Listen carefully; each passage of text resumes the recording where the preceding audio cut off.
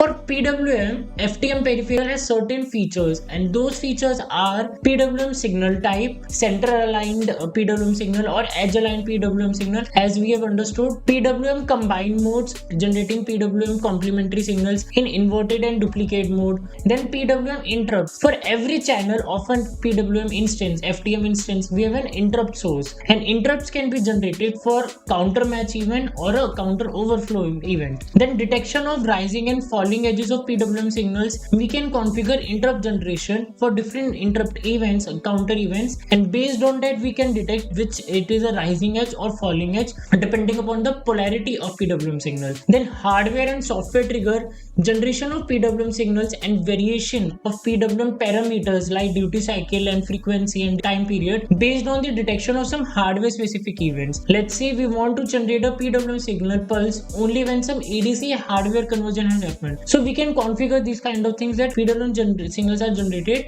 dependent upon some hardware trigger events. And in the case of software trigger events, we write the data onto the microcontroller peripheral registers of the FTM, and then PWM signal starts get generated. There are two more concepts of fault control synchronization points in PWM signals which are used in power electronics, motor control driver kind of application building, and we are going to cover these concepts in the next version of the PWM driver course.